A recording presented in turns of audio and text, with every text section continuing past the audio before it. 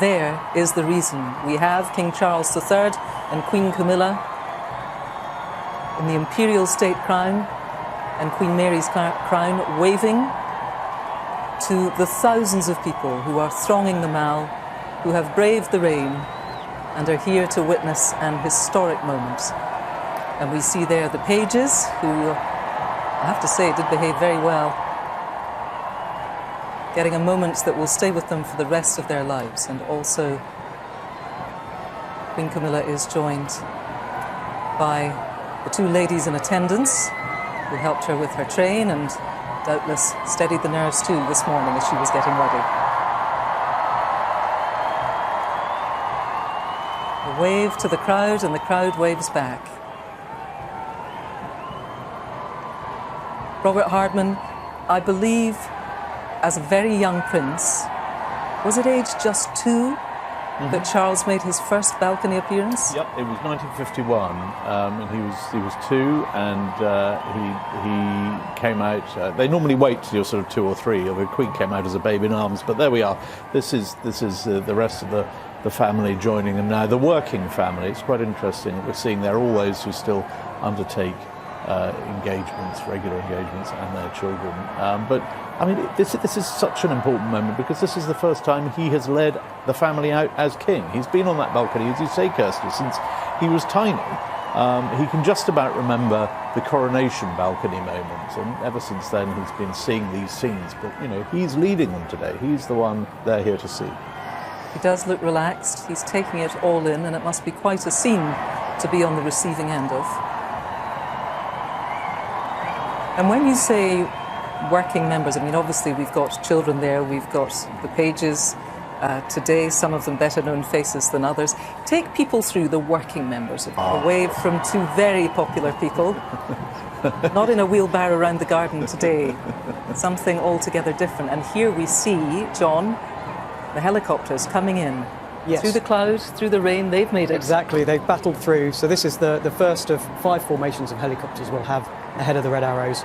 And what you're seeing is a formation, the first ones were a formation of 3 Juno helicopters, so training helicopters from No. 1 Flying Training School. And interestingly, on the second of those helicopters is Squadron Leader Rich Allinson, who was actually one of Prince William's flying instructors when he was going through his helicopter training. So there's a nice royal connection there. And also interesting that these the helicopters can fly lower, so that's one of the reasons it's safe for them. They can, and they have slightly different rules when it comes to cloud base and how close to the weather they can get because of their slower speed. Right, and even though it's very rainy then, it's not too dangerous for them today? It's within the safety limits. It's right on the edge, which is why unfortunately we couldn't get the other aircraft, but absolutely within limits for the helicopters and for the Red Arrows. And so they're coming right overhead. Hear them now. Right over the palace. Everybody looks up.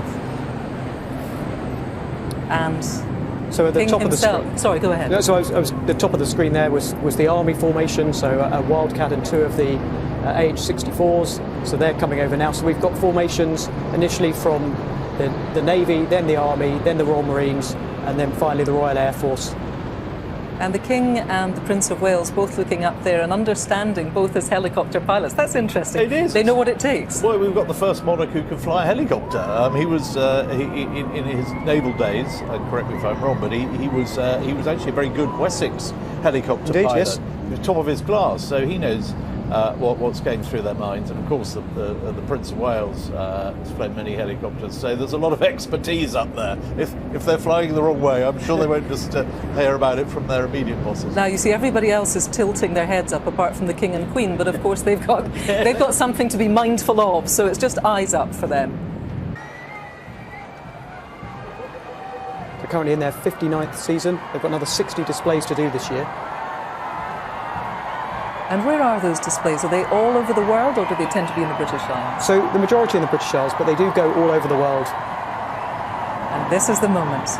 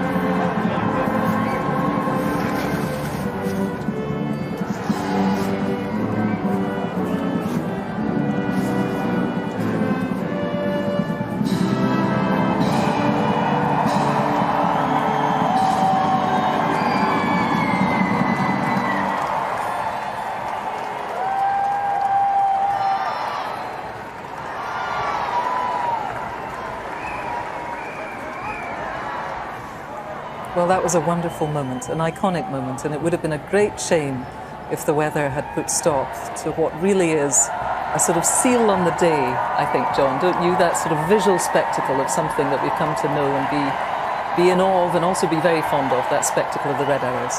Absolutely.